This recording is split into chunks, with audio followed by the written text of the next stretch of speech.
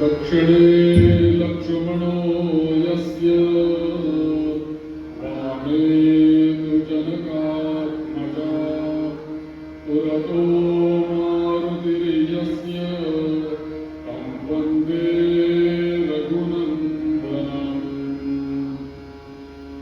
मनोजवं मारुततुल्यवेगम् जितेन्द्रियं बुद्धिमतां वरिष्ठम् वातात्मजं वानरयूथमुख्यम् श्रीरामदूतं शरणं प्रपद्ये राम रामेति रामेति रमे रामे मनोरमे सहस्रनाम तत्तुल्यम् राम नाम गोपाल कृष्ण भगवान की लक्ष्मी नारायण भगवान की कृष्णा माई की आद्य सनातन वैदिक हिंदू धर्म की जय श्री राम जय जय श्री राम भारत माता की पुरुषोत्तम भगवान की ओम याचा जरा आवाज किंवा ते खाली गेलं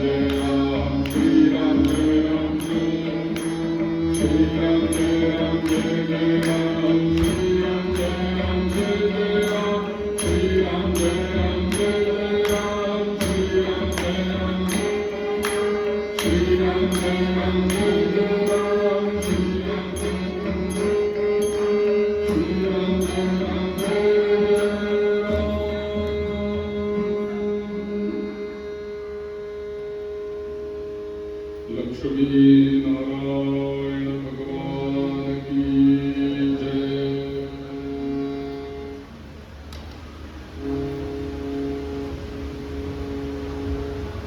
अत्यंत पावन आणि तीर्थक्षेत्र असलेल्या दक्षिण काशी, ज्याला मान्यता आहे अनादी कालापासून, अशा या वाई या तीर्थक्षेत्रामध्ये बरेच वर्षापूर्वीपासून मी इथे येतोय, अगदी लहानपणापासून। या वाईच्या तीर्थक्षेत्रामध्ये येऊन काहीतरी सेवा घडावी अशी बरेच वर्ष माझी इच्छा होती, परंतु असं आहे की कृष्णाबाईंनी कृपा केल्याशिवाय सेवेचा योग येत नाही। तिने कृपा केली आणि ती कृपा सुद्धा या अधिक महिन्यामध्ये झाली आणि तिने इथे पाचारण केलं आणि तिच्या काठावरतीच सेवा तिचीच करण्याचा योग, आणि ते सुद्धा नारायण पुरुषोत्तम मासामध्ये, हे मी माझं आधी पहिलं परम भाग्य समजतो। बहुत सुकृताची जोडी म्हणून मी विठ्ठली आवडी, काहीतरी आपलं पूर्व सुकृत असल्याशिवाय हे विष्णू सहस्रनाम जे आहे त्याचा महिमा सांगत असताना मी आपल्याला सांगेन की विष्णू सहस्रनाम कुठे कुठे म्हटलं तर आपल्याला त्याचं किती पट फल मिळतं। आपल्या घरामध्ये जर का विष्णू सहस्रनाम आपण म्हटलं तर त्याचं 100 पट फल मिळेल, पण हेच विष्णू सहस्रनाम जर का तुम्ही नदीच्या, आणि ते सुद्धा पवित्र नदीच्या किनाऱ्यावर जाऊन जर का पठण केलं तर तेच विष्णू सहस्रनाम, तेच संकीर्तन आपल्याला सहस्रपट फल देतं। आता जर का नदी आपल्याला सहस्रपट फल देते, समजा पिंपळाचा वृक्ष जवळ असेल आणि तुम्ही नारायणाचं संकीर्तन केलं, विष्णू सहस्रनाम म्हटलं, तर पुन्हा त्याचंही पट आपल्याला दशसहस्रपट मिळतं, 10,000 पट त्याचं फल मिळतं। या विष्णू सहस्रनामाच्या फलश्रुतीमध्ये असं म्हटलेलं आहे बघा, की जर का शिवालयामध्ये जाऊन जर का विष्णू सहस्रनाम म्हटलं तर त्याचं भगवान शंकरांनी तुम्ही जेवढं विष्णू सहस्रनामाची आवर्तन केली त्याच्यामध्ये 11 पट त्यांचे ते भर घालतात। म्हणून शंकराच्या देवळात ते विष्णू सहस्रनाम जाऊन म्हणावं किंवा त्यांना ऐकायला जाईल याचं ते म्हणावं, असं त्या विष्णू सहस्रनामाच्या महात्म्यामध्ये सांगितलेलं। मी हे सगळं सांगणार आहे आपल्याला, आणि त्याचं वेगवेगळं महत्वही आपल्याला ऐकायचं आहे या 5 दिवसामध्ये, की बाबा असं केलं तर काय मिळतं आम्हाला। कृष्णामाईंनी असा योग आणलेला आहे की या सगळ्याच गोष्टी या प्रवचनाला इथे उपलब्ध आहेत। एकतर कृष्णामाईच्या काठावरती आपण आहोत, म्हणजे ती आहेच, नद्या हा तीर आहे, त्याच्यानंतर शिवसान्निध्य असावं, रामेश्वराचं मंदिर रामेश्वर मंदिर आहे, पिंपळाचं झाड तर आहे, अश्वत्थ वृक्ष आहे. या सगळ्यांचं सान्निध्य एकाच वेळेला आपल्याला या विष्णू सहस्रनामाकरता 5 दिवस आपल्याला आहे. त्यामुळे आपण जे येत्या 5 दिवस इथे जे काही कर्म करणार आहोत, ही सगळी जी दैवत आहे कितीतरी पटीने आपल्याला फल देणार आहेत तुम्हाला आणि मला. मी मगाशी इथलं ऐकत होतो वैशिष्ट्य की गंगा माई या ठिकाणी कृष्णेला भेटायला येते असं स्थान आहे रामडोह. ही गंगा स्वर्गामध्ये होती आणि सगर राजाने तपश्चर्या करून भगीरथाने 3-3, 4-4 पिढ्या करून तिला पृथ्वी तलावरती आणलेलं आहे. म्हणून भागीरथी गंगा. पण ही गंगा ज्या वेळेला स्वर्गातून यायला पृथ्वीवरती निघाली त्यावेळेला गंगेने सुद्धा या भगीरथाला असा प्रश्न केला की अरे बाबा, तुझ्या सगळ्याकरता म्हणून मी आले, तुझ्या पुत्रांचा आणि तुझ्या कुलाचा उद्धार करण्याकरता. पण म्हणे मी जेव्हा पृथ्वीवर येईन तेव्हा अनेक लोक येतील आणि या गंगेचा मध्ये स्नान करतील आणि सगळ्यांची मला पातक धुवत बसायला लागेल. आणि मग माझं सगळं पाणी जे आहे, माझं जे स्वरूप आहे ते अखंड पातकाने भरून जाईल. मग माझं पातक मी धुवायचं कुठे, किंवा माझ्या पातकांची मुक्ती कोण करणार? आम्ही जेव्हा गंगेच्या किनारी जातो तेव्हा आमचं पातक गंगा नष्ट करते. पण असे कितीतरी करोडो लोक जातात आणि पातक तिथे सोडून येतात. मग ती पातक गंगामाई आपल्याला स्वच्छ कसे करते, की जी पातक तिच्यापाशी जमा होतात. तर त्याला उत्तर असं दिलं भगीरथाने की हे पा गंगामैया, ज्या वेळेला तू या पृथ्वीवरती येशील आणि असे अनेक लोक येतील, त्यांची पातक तुला धुवावी लागतील, हे मला मान्य आहे. परंतु ज्या वेळेला एखाद्या संताचा, एखाद्या सत्पुरुषाचा, एखाद्या साधूच्या, दिव्य तपस्वी माणसाचा शरण स्पर्श जेव्हा तुला होईल त्यावेळेला तुझ्या ठिकाणी असलेली सगळी पातक तू धुवून टाकशील किंवा नष्ट होतो. म्हणून कुंभमेळा आपल्याकडे होतो. पण यातूनही गंगाबाई असं म्हणते की बाबा, यातूनही मला पातक धुवायचीच आहे, म्हणून मी माझ्या बहिणीला भेटायला येते. आणि म्हणून तिकडनं ती निघते आणि इकडे प्रगट होते. ती हिच्यात स्नान करते आणि ती पातकांपासून मुक्त होते. अशा स्थानाच्या जवळ आपण हे विष्णू सहस्रनाम संकीर्तन मांडलेलं आहे. म्हणजे जिथे गंगा येते तिथे किती, आणि गंगा कोणाला स्पर्श करून येते? गंगा पहिल्यांदा येते ब्रह्मदेवाच्या कमंडलूमधून. त्याच्यानंतर तिचा प्रवाह इतका वेगवान आहे की शिवशंकर म्हणतात मी तिला स्वतःच्या जटेमध्ये धारण करेल. म्हणून शंकरांनी स्वतःच्या जटेत तिला धारण केलं. तरी तिचा प्रपात आणि वेग एवढा मोठा आहे की तरी सुद्धा तो या पृथ्वी तलावाच्या मानवांना सहन होईल की नाही शंका निर्माण झाली. त्यावेळेला भगवान महाविष्णू म्हणाले की काही चिंता करण्याचं कारण नाही, मी माझा उजवा पाय मध्ये ठेवतो, माझ्या पायावरून ती गंगा झाली. ज्या गंगेला विष्णूच्या पायाचा स्पर्श होऊन गंगा खाली येते हरिद्वारला, त्याला हर की पौडी असं स्थान आहे हरिद्वारला. आणि तिथे भगवंतांनी, भगवान महाविष्णूंनी आपले चरण ठेवलेले आहेत आणि भगवंताच्या चरणाला स्पर्श करून ती गंगा पुढे होते. म्हणजे गंगेचाही विष्णूंशी संबंध आहे. तर अशा या तीर्थक्षेत्रामध्ये, अशा या पुण्यक्षेत्रामध्ये या प्रवचनाचं आयोजन झालेलं आहे. आणि हे आयोजन या वाईच्या सगळे मुख्य आयोजक ब्राह्मण संघटना याद्वारे हे सगळं आयोजित झालेलं आहे. आणि सगळे जमलेले जे काही श्रोतृवृंद आहेत ते सगळे ब्राह्मण संघटनेचे सभासद आहेत. त्यामुळे या ब्राह्मण संघटनेच्या सर्व कार्यकर्त्यांना की त्यांनी छान प्रोग्राम आयोजित केलेला आहे, स्थान चांगलं निवडलेलं आहे.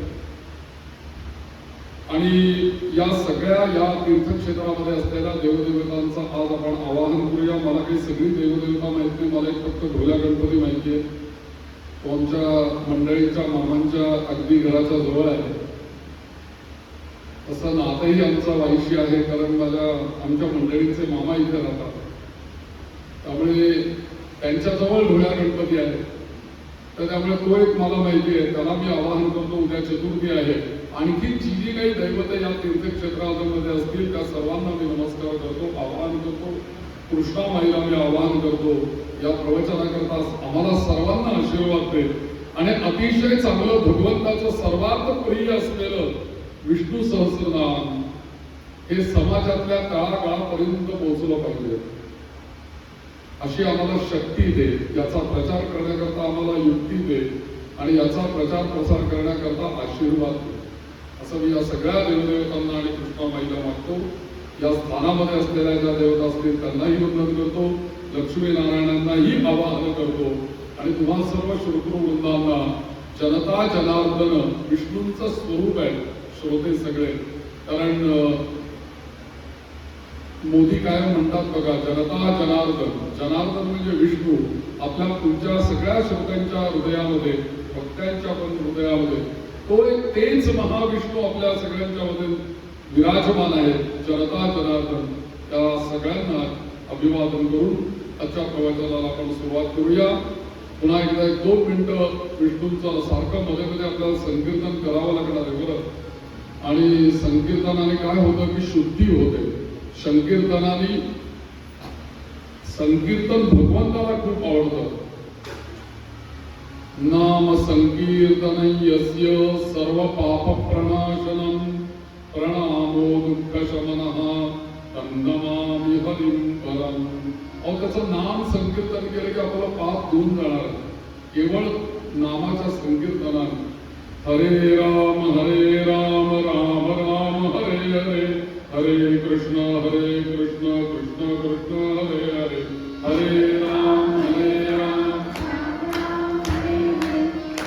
कृष्ण कृष्ण कृष्ण हरे हरे, हरे राम राम राम हरे हरे, हरे कृष्ण कृष्ण कृष्ण हरे हरे, हरे राम राम राम हरे हरे, हरे कृष्ण कृष्ण कृष्ण हरे हरे, हरे राम राम राम हरे हरे, हरे राम राम हरे हरे, हरे कृष्ण कृष्ण कृष्ण हरे हरे, हरे कृष्ण कृष्ण कृष्ण हरे हरे. गोपाल कृष्ण भगवान की जय, श्री विष्णु भगवान की जय.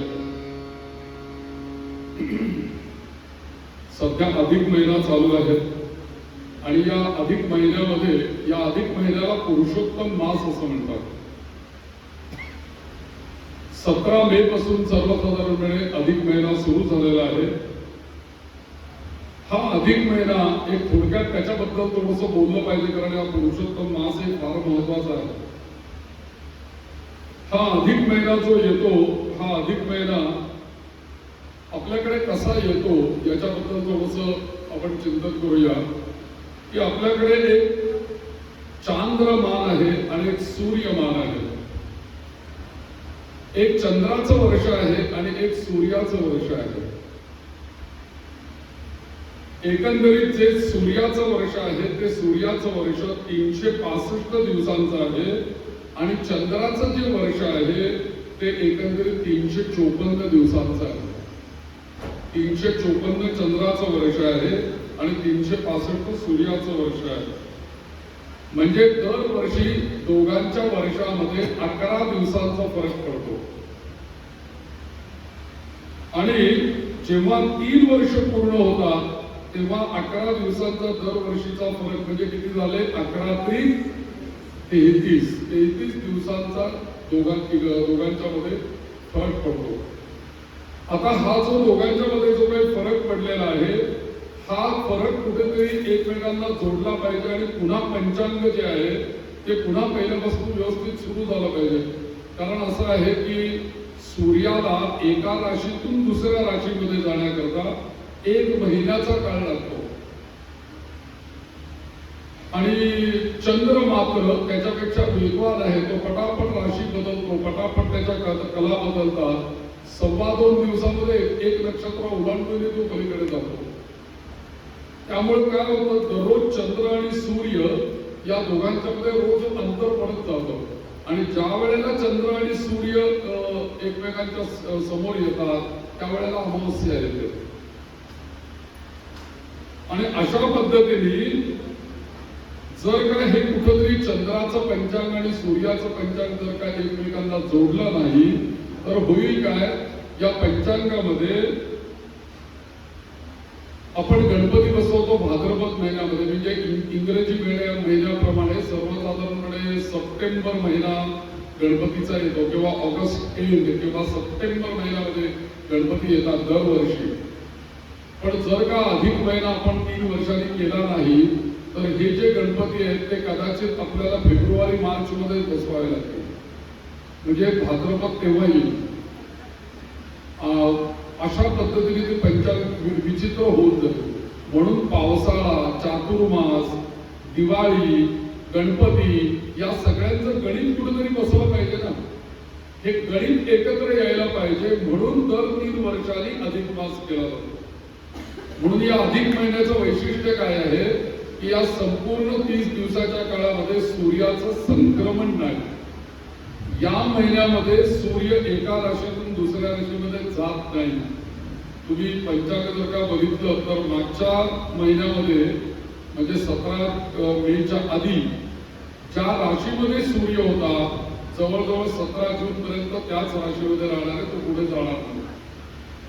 मग ज्या राशीमध्ये सूर्य संक्रमणच नाही तो महिना बदलला असं कसं म्हणायचं, तो तोच महिना राहिला. म्हणून आपल्याकडे बघा ठराविकच महिने आपल्याकडे अधिक मास येतात. माघ महिना कधी अधिक मास येत नाही आपल्याकडे, पण आषाढ महिना अधिक येतो, ज्येष्ठ येतो, श्रावण येतो. हे मधले जे महिने आहेत तेवढेच अधिक येतात, कारण त्या गणितात सगळे बसले पाहिजे. मग असा हा जो महिना येतो ज्याच्यामध्ये 33 संख्येला का महत्व आहे. लोक अनेक वेळेला प्रश्न विचारते की गुरुजी ती 33 ला, आणि आपल्याकडे म्हणताना म्हण येते 33 असं म्हणतो आपण. 33 म्हणत नाही, 33 ब्राह्मण, 33 संख्येचं वायन असं आपण म्हणतो.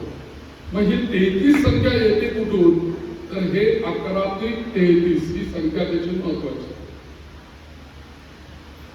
आता मग हे 33 संख्येचं जे काही वायन आहे ते वायन सगळ्यांना माहिती आहे, कारण ते जावयाला दिलं जातं म्हणून माहिती आहे. जावयाला 33 संख्येचं वायन आहे.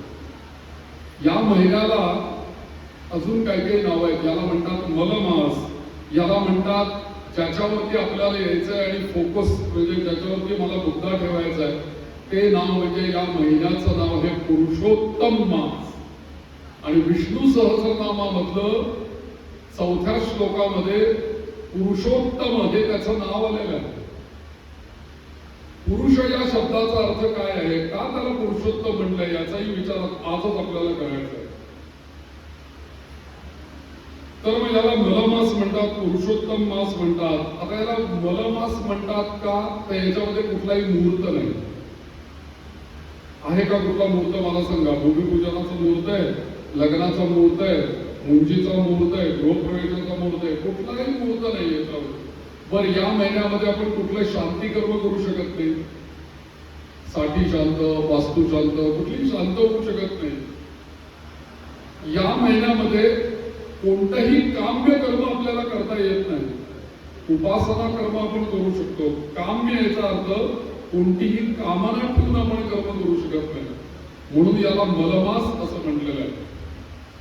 मग या महिन्यामध्ये करायचं काय, तर अधिकस्य अधिकम फलम. या महिन्यामध्ये तुम्ही जेवढी उपासना कराल तेवढी साक्षात भगवंताच्या चरणी समर्पित होते. का, तर हा जो महिना मलमास मलमास मलमास म्हणून सगळ्यांनी या महिन्याला असं बाजूला टाकून दिलं होतं. आमच्या तिकडे गावाकडे तर खेडेगावामध्ये असं म्हणतात मलमास मलमास. आपला संस्कृत फार उच्चारायला जड जातो, मग ते साधं सोपं म्हणतात धोंड्याचा महिना. धोंडा म्हणजे दगड.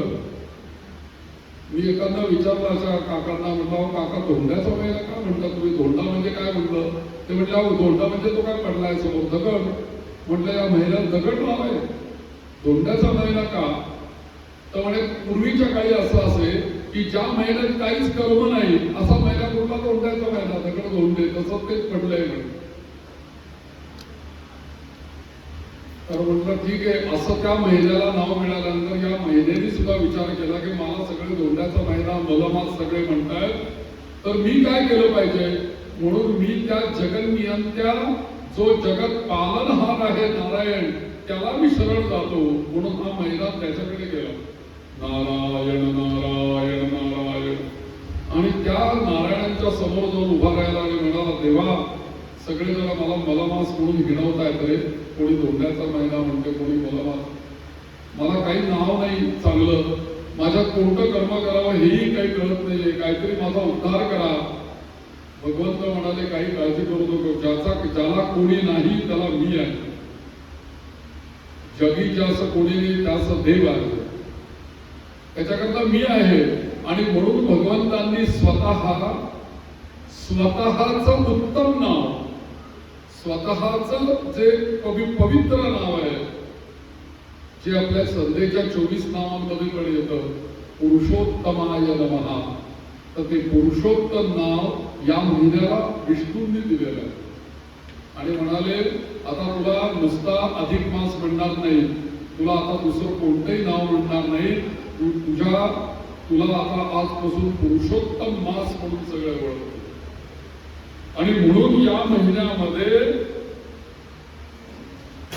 अनेक प्रकारची व्रत केली जातात.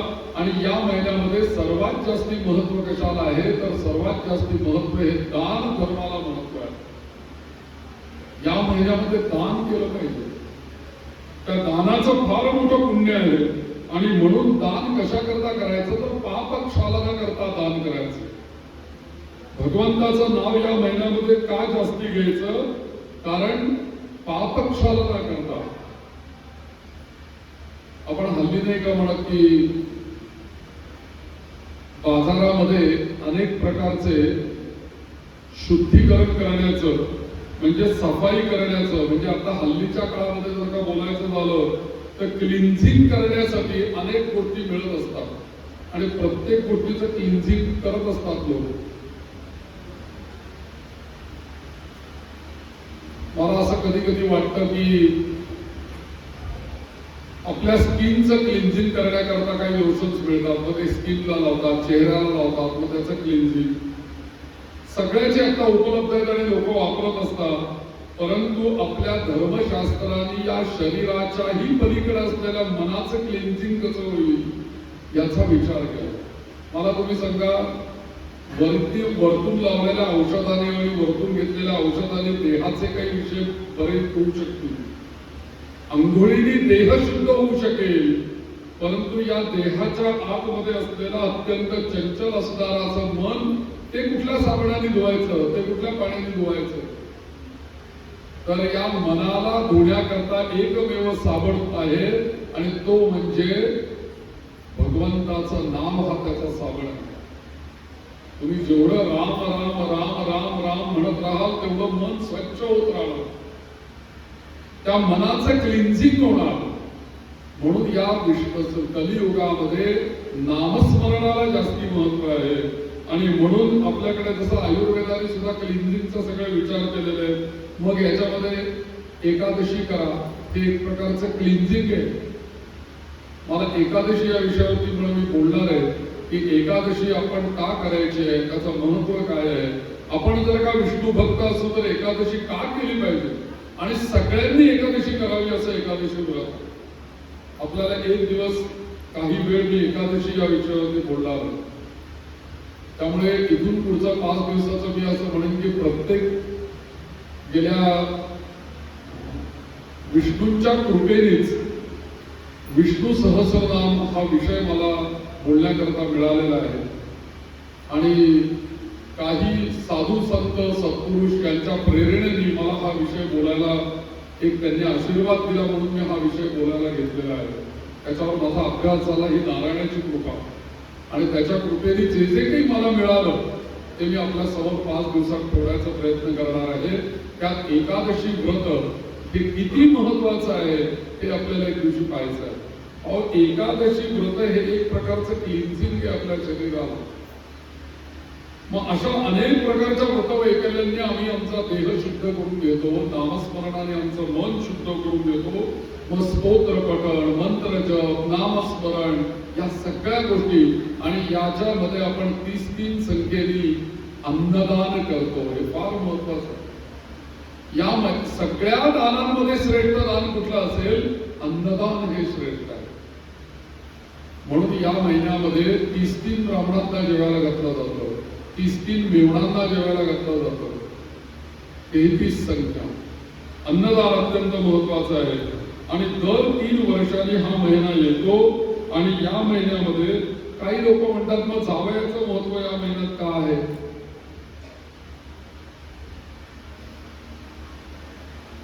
आमचे ते जुने कीर्तनकार म्हणायचे कायम की जसे 9 ग्रह आकाशामध्ये आहेत तसा जावई आला की एक 10वा ग्रह आपल्या कुंडलीमध्ये अजून एक येऊन बसतो सासऱ्यांच्या.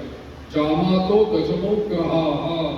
आणि म्हणे बाकीचे सगळे जे ग्रह आहेत ना ते जपजाप नमस्कार अनुष्ठान यांनी तृप्त होतील, पण कधीही न तृप्त होणारा ग्रह म्हणजे 10वा ग्रह तो दशमो ग्रह. असं कीर्तनकारांचं मी ऐकलेलं कीर्तनकार. तर अशा या महिन्यामध्ये या जावयांचं आणि आपल्या लेकीचं पूजन का करायचं? कारण लग्न करत असताना, कन्यादान करत असताना माझी मुलगी ही लक्ष्मी आहे आणि माझे जे जावई आहे ते साक्षात नारायण आहे. ह्याच्या इतकी उदात्त आणि श्रेष्ठ भावना या हिंदू धर्माशिवाय कुठेही नाही. मला तुम्ही सांगा, या जगाची उत्पत्ती होते ब्रह्मदेवापासून. उत्पत्ती झालेल्या विश्वाचं पालन करतात नारायण विष्णू आणि लक्ष्मी आणि संहार करतात भगवान शिव. आणि जे आपले पालन करणारं दैवत आहे लक्ष्मी नारायण, त्या लक्ष्मी नारायणांची योग्यता वधूवरांना दिलेली आहे लग्नाच्या दिवशी. याची इतकी उदात्त भावना कुठे असेल मला सांगा? अहो नव्हे तर ज्या दिवशी कन्यादान करतात वडील कन्येचं, त्यावेळेला कन्यादान झाल्यानंतर आपल्याच मुलीला आणि जावयाला नमस्कार करायला सांगितलंय आपल्याकडे. कारण हे लक्ष्मी आहे आणि ती नारायण आहे.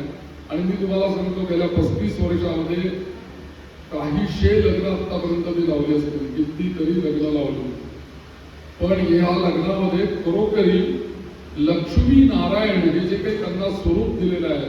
मेकअप लग्नामध्ये सगळेच करतात, काही प्रश्न नाही, पण सगळ्यांच्या मेकअपच्या व्यतिरिक्त एक प्रकारचं तेज आणि एक प्रकारचा ओज ते वधू आणि वरांच्या चेहऱ्यावरती दिसत असतं. कदाचित ते आपल्याला नॉर्मल डोळ्याला दिसत नाही, पण फोटोमध्ये ते नक्की दिसतं आपल्याला. हे जे तेज आणि ओज असताना हे त्या मंत्रांचं आणि संस्कारांचं आणि लक्ष्मी नारायणाचं तेज असतं. आणि म्हणून त्यांना नमस्कार करायला सांगितलंय लक्ष्मी नारायण म्हणून. आणि मग अधिक मास तर पुरुषोत्तम मास आहे. म्हणून या महिन्यामध्ये लक्ष्मी नारायणाची पूजा करायची आहे. मग माझी मुलगी लक्ष्मी आहे आणि जावई नारायण आहे म्हणून लक्ष्मी नारायणाची पूजा. आणि आपण म्हणताना म्हणतो की नाही लक्ष्मी नारायणाचा जोडा म्हणजे लक्ष्मी नारायणाचे आपले जवळ, म्हणून त्यांची पूजा करायची. आता याच्यामध्ये दिवा देण्याला फार महत्व आहे बरं. दिवा हा आपल्याकडे ज्ञानाचं प्रतीक मानलेलं आहे. दिवा हा प्राणाचं प्रतीक मानलेलं आहे. एखादी व्यक्ती जन्माला आली ना तरी दिवा लावतात पहिल्या घरामध्ये, आणि व्यक्ती स्वर्गवासी झाल्यानंतर सुद्धा 10 दिवस दिवाच ठेवतात. म्हणजे दिवा हा आपल्या प्राण ज्योत आहे. म्हणून आपल्याकडे जे उद्घाटन केलं जातं कोणत्याही कार्यक्रमाचं ते दीपक प्रज्वलनाने होतं. आपल्याकडे दिवा विझवण्याची परंपरा नाही, आपल्याकडे दिवा लावण्याची परंपरा. ज्योत असे ज्योत जगाव अशी आपल्याकडे परंपरा आहे. आणि म्हणून दिवा हा ज्ञानाचं प्रतीक आहे, दिवा हा ऊर्जेचं प्रतीक आहे, दिवा हा प्रेमाचं प्रतीक आहे, दिवा हा प्राणाचं प्रतीक आहे. म्हणून त्या अनर्शांच्या वरती तो एक दिवा ठेवला जातो आणि 33 अनर्शांचं वायन त्या जावयाला दिलं जातं किंवा ब्राह्मणाला दिलं जातं. असं का? याचं कारण असं म्हटलेलं आहे की सच्चिद्र वस्तूचं दान करावं. आता म्हैसूर पाक हा सुद्धा सच्चिद्र आहे, बत्तासा हा सुद्धा सच्चिद्र आहे आणि अनरसा हा सुद्धा सच्चिद्र आहे. त्यामुळे ते सच्चिद्र का? तर देणारी व्यक्ती असं म्हटलेलं आहे की हे दान दिल्यानंतर आपल्या या जेवढी अनरसाला छिद्र आहेत × 33 किंवा जेवढी म्हैसूर पाकाला चित्र आहेत गुणिले 33 एवढी जी काही पातकं असतील ती पातकं भगवान विष्णूंच्या कृपेने नष्ट होतात म्हणून सच्चिद्र वस्तूचं दान द्यायला सांगितलं आणि त्याला साक्षी दिवा आहे. अशा पद्धतीने आपण या सगळ्या महिन्यामध्ये आपण सगळं दान करतो. म्हणून या पुरुषोत्तम मासाच्या निमित्ताने आपल्याला सगळ्यांना शुभेच्छा. आणि या पुरुषोत्तम मासामध्ये आपण आता नारायणाची साक्षात भक्ती आजपासून आता सुरुवात करूया. म्हणजे सुरुवात केलेलीच आहे पण तुम्ही सगळ्यांनी प्रतिसाद असाच चढता वाढता शेवटपर्यंत राहू दे म्हणजे मलाही तुमच्या समोर भरपूर मांडता येईल. तर त्या नारायणाचं संकीर्तन त्या नारायणाला सर्वात प्रिय असलेलं विष्णू सहस्रनाम याच्यावरती आजपासून आपण चिंतन करणार आहोत. या विष्णू सहस्रनामामध्ये बघा जे विष्णू सहस्रनाम म्हणतात त्यांना माहिती आहे. पहिला श्लोक या विष्णू सहस्रनामाचा कुठला आहे? विश्वम विष्णुर्वशक्कारो भूत भव्य भवत् प्रभुः भूतकृत भूतभूतभावो भूतात्मा भूतभावनः. हा पहिला श्लोक जरा थोडा बाजूला ठेवूया याच्यावरही आपल्याला विचार करायचा आहे. दुसरा श्लोक जो आहे तो आपल्या पुरुषोत्तम मासाच्या दृष्टीने महत्वाचा आहे म्हणून तो म्हणा ज्यांना येतं त्यांनी म्हणा माझ्याबरोबर. भूतात्मा परमात्मा च मुक्तानां परमागतिः अव्यय पुरुष साक्षी क्षेत्रज्ञोक्षर एव च. या महिन्याला म्हटलेलं आहे पुरुषोत्तम. आधी आपल्याला या विष्णूंच्या दुसऱ्या श्लोकामध्ये भगवंतांची जी नावं आलेली आहेत ती कशी नावं आलेली आहेत बघा. पहिलं नाव आलं भूतात्मा, दुसरं नाव आलं परमात्मा आणि तिसरं नाव आलं मुक्तानां परमागती. तिसरं नाव. चौथं नाव काय आलं? अव्ययाय नमः. पुढचं नाव आलं पुरुषाय नमः, साक्षिणे नमः. त्याच्या पुढचं नाव आलं क्षेत्रज्ञाय नमः, अक्षराय नमः. एवढी नावं या एका श्लोकामध्ये ही सगळी गुंफलेली आहेत नावं एकेका श्लोकामध्ये. 108 श्लोकांमध्ये 1000 नावं गुंफलेली आहेत. 108 म्हणी आहेत विष्णू सहस्रनामाचे. प्रत्येक मण्यामध्ये काही काही नावं आहेत. त्याला प्रमाण नाहीये पण संपूर्ण 108 म्हणी या मण्यांमध्ये 1000 भगवंताची नावं पेरून ठेवलेली आहेत. जणू काही 108 म्हण्यांची माळच आहे विष्णू सहस्रनाम म्हणजे. भगवंताच्या गळ्यातली जशी तुळशीची माळ असते किती मण्यांची असते? 108 मण्यांची. जपाची माळ किती मण्यांची असते? 108 मण्यांची. का 108 मण्यांची म्हटलं संख्येला महत्व आहे याचं कारण आपल्याकडे जे पंचांग आहे त्या पंचांगामध्ये 27 नक्षत्र आहेत आपल्याकडे आणि या 27 नक्षत्रांमध्ये प्रत्येक नक्षत्राचे 4-4 चरण आहेत. चू चे चोला अश्विनी म्हणजे पहिले 4 चरण अश्विनी नक्षत्राचे. प्रत्येक नक्षत्राचे 4 चरण अश्विनी, भरणी, कृत्तिका, रोहिणी, मृग, आर्द्रा, पुनर्वसू, पुष्य, आश्लेषा, मघा करता करता करता करता रेवती 27व नक्षत्र. 27 गुणिले 4 किती झाले? 27 चोक अष्टोदरसे 108 झाले. मग आपल्याकडे जपाची माळ ही 108च मण्यांची का असते किंवा 108 विष्णू सहस्रनामातल्या 108 श्लोकांना का महत्व आहे? कारण या सगळ्या श्लोकांचा संबंध या 27 नक्षत्राशी आहे. म्हणून आपण 108 वेळेला जप करतो. 109 का नाही, 107 का नाही, 110 का नाही? याचं कारण तेवढे चरणच नाहीत आपल्याकडे, तेव्हा नक्षत्रच नाही. नक्षत्र 27 आहेत त्याचे चरण मिळून 108 संख्या पूर्ण होते. म्हणून विष्णू सहस्रनामातला प्रत्येक श्लोक एक एक नक्षत्राच्या एक एक चरणाचं कारकत्व करतो. हाही विषय मी आपल्याला सांगणार आहे की कोणतं नक्षत्र असल्यानंतर विष्णू सहस्रनामामधला कोणता जप केला पाहिजे. समजा माझा अश्विनी नक्षत्र आहे तर मी कोणता मंत्र घेतला पाहिजे विष्णू सहस्रनामातला. आता जसं कल्पना बघा कशी आहे. 108 भागिले 27 नक्षत्र त्याचे 4 चरण असं केलं आपण. 4 चरण 108 संख्या झाली. आता आपल्याकडे हे 27 नक्षत्रांमध्ये 12 राशी आहेत.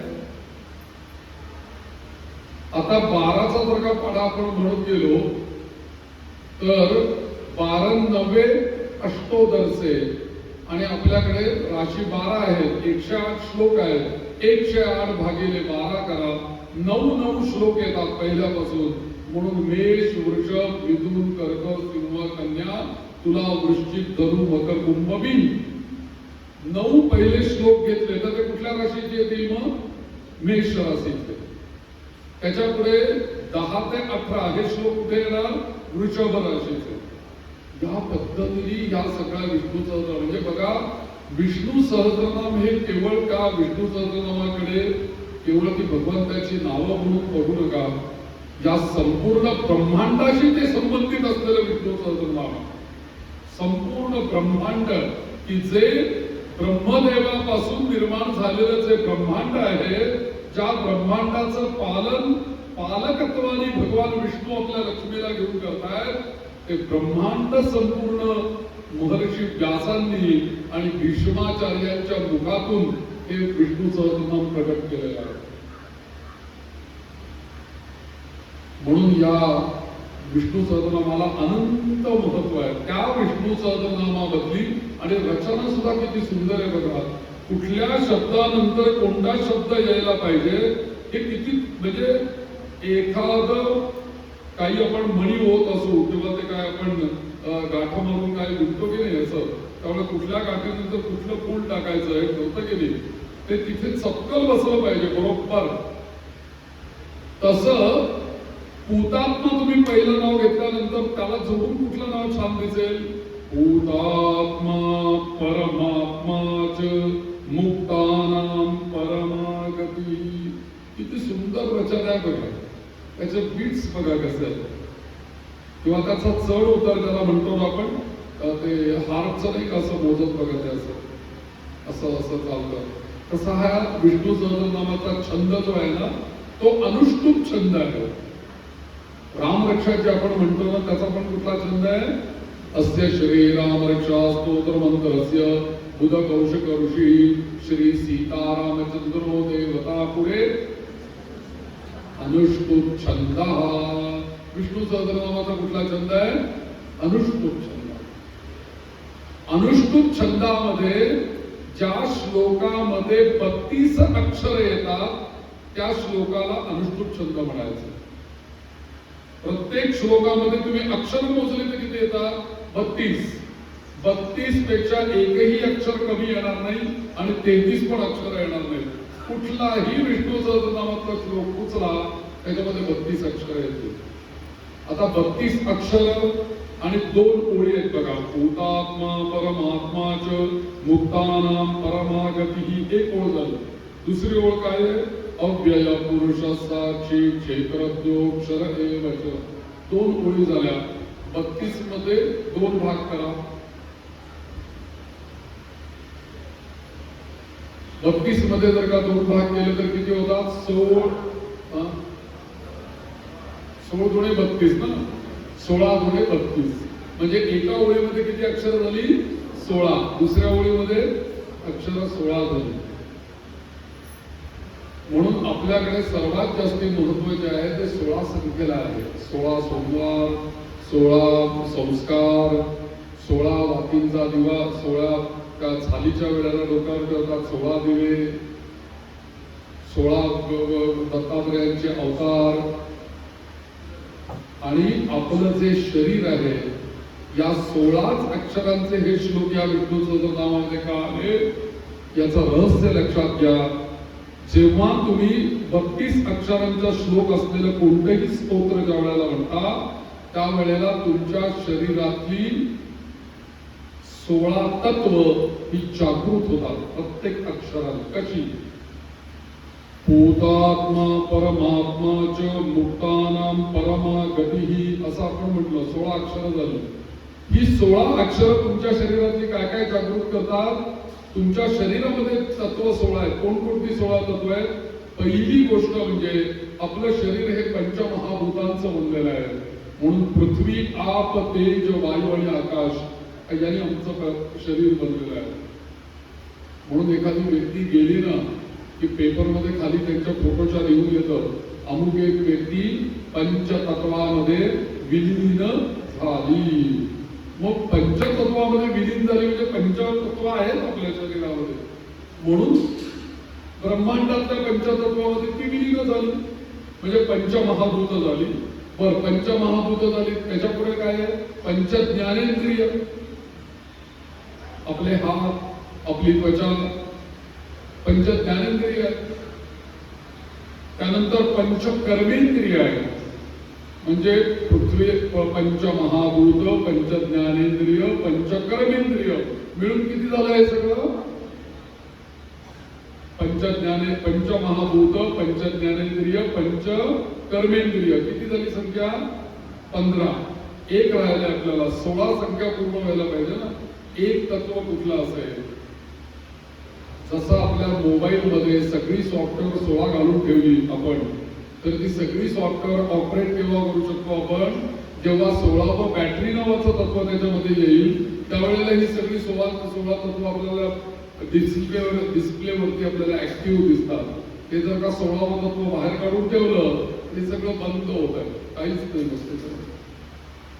हे 16व तत्व जे आहे, हे 16व तत्व पुरुष तत्व आहे, लक्षात घ्या.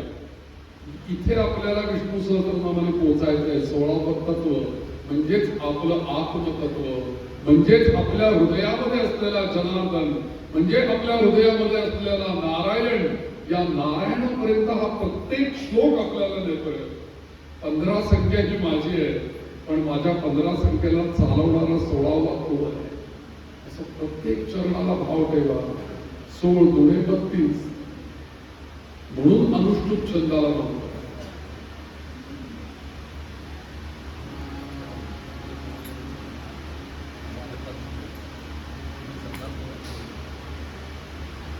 तर ही 16 तत्व. आता या 16 तत्वांना ऍक्टिव्ह करण्याकरता हा अनुष्टुप छंद आहे. म्हणून आपल्याला रामरक्षा लहानपणी शिकवली बघा. आपण किती आनंदाने म्हणतो की नाही, चरितम रघुनाथस्य शतकोटी प्रविस्तरम. 16 अक्षर. एकैकमक्षरम पुंसाम महा. म्हणा आलं तुम्हाला उत्तर. अनुष्टुप छंदाचं उत्तर आलं 16 अक्षरांचं. एकैकम अक्षरम पुंसाम महापातकनाशम. म्हणून या विष्णू सहस्रनामामधल्या एका श्लोकामध्ये 32 अक्षर आहेत, 16 अक्षर आहेत. आणि ती 16 अक्षर आमचं काय करतात? प्रत्येक अक्षर काय करतं? महापातक नाशनम.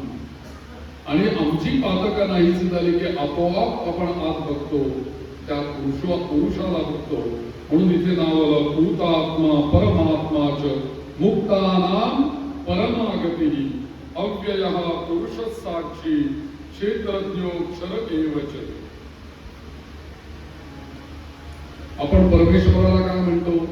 अरे परमेश्वर म्हणजे काय? निर्गुण निराकार तत्व आहे. त्याला कोणताही आकार नाही, रंग नाही, रूप नाही, पण तो आहे.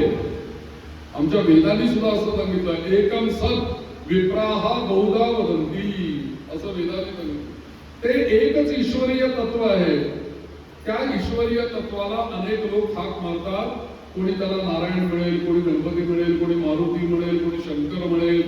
आणि तेही तत्व असं विशेष आहे, त्याचं कौतुक.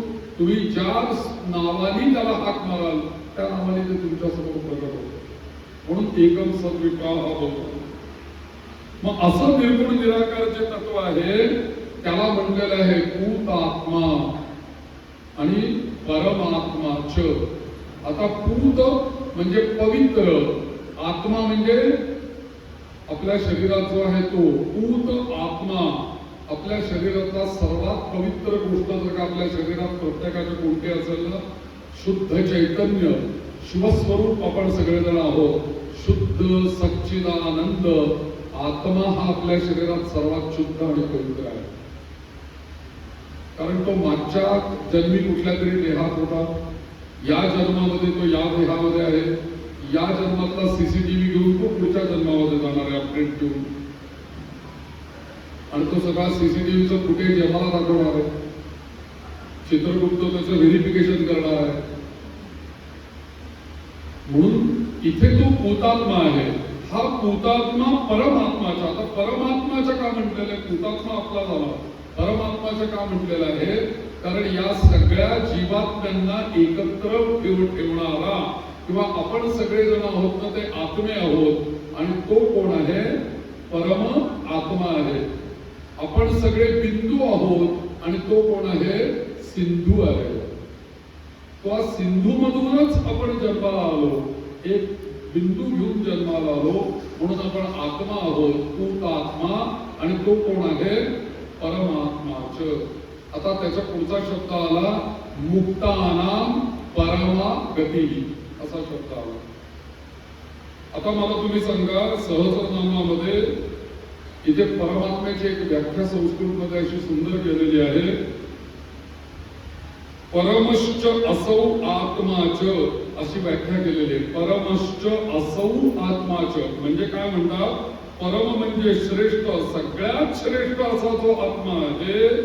उपनिषद त्याचं वर्णन नित्य, शुद्ध, मुक्त असं ज्याचं वर्णन करतात, तो कोण आहे? तर परमात्मा आहे असं म्हटलेलं आहे. आणि मुक्तानाम परमागती ही म्हणजे काय? मुक्तानाम म्हणजे मुक्ती. ज्यांना मुक्ती मिळालेली आहे. विष्णू सहस्रनाम का म्हणायचं आहे? अधिक महिन्यामध्ये ते का म्हणायचं आहे, आणि कायम ते का म्हणायचं आहे, याचं उत्तर इथे मिळणार आहे आपल्याला या चरणामध्ये. इथे म्हटलंय त्यांनी मुक्तानाम परमा गती, म्हणजे जे प्रत्यक्ष मुक्त आहे, परमश्रेष्ठ अशी गती ज्यांना मिळालेली आहे, मुक्त झालेले आहे, त्यांनाही परमगतीला घेऊन जाणारं विष्णू सहस्रनाम आहे. मुक्तानाम परमागती, म्हणून विष्णू सहस्रनाम म्हणायचं. केवळ मुक्ती मिळेल असं नाही बरं. आपल्याला विष्णू सहस्रनामाचं पठण केलं तर विष्णू सहस्रनामाने आपल्याला मुक्ती तर मिळेलच, पण आपण जरी मुक्त झालो आणि विष्णू सहस्रनामाची आपण उपासना केलेली असेल, तर आपल्याला परम गती प्राप्त करून देणार आहे विष्णू सहस्रनाम. मग ही मुक्तानाम परमागती ही कशी मिळते आपल्याला? तर याचं कारण असं आहे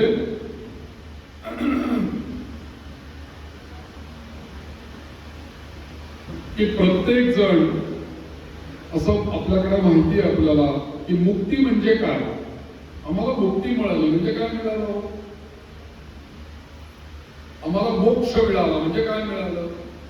आमच्याकडे पुण्यामध्ये एक सदाशिव पेठेमध्ये एक साधक आहे.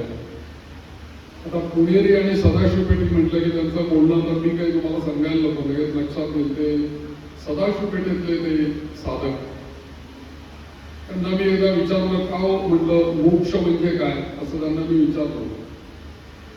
तर त्यांनी मला उत्तर दिलं, मोक्ष म्हणजे काय तुला सांगू का? याची देही याची डोळा मोक्ष करता. मरेपर्यंत म्हणे मला कोणाहीकडे कोणत्याही गोष्टीची याचना करायला न लागणं हा माझा मोक्ष आहे.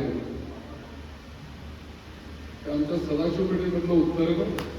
मी त्या दिवशी अवाक झालो. म्हणतात खरोखरी मरेपर्यंत मला कोणाहीकडे काहीही मागण्याची इच्छा न होणारी, मागावं न लागणं हा माझा मोक्ष आहे. याचा इतका चांगला मोक्ष नाही. आणि मी म्हटलं मग हे पाप पुण्य म्हणतात, त्याला तुम्ही काय म्हणालो? हे पापक्षालन आणि पुण्य याच्याबद्दल तुम्ही काय म्हणाल? ते म्हणजे साधं आणि सोपं गणित आहे म्हणे. आळस म्हणजे पाप आणि उद्योग म्हणजे पुण्य. जिथे आळस आहे तिथे पापच पाप आहे, आणि जिथे उद्योग उद्योग उद्योग उद्योग उद्योग उद्योग आहे तिथे पुण्यच आहे. आणि म्हणून मग आम्हाला मुक्ती मिळते म्हणजे काय होतं?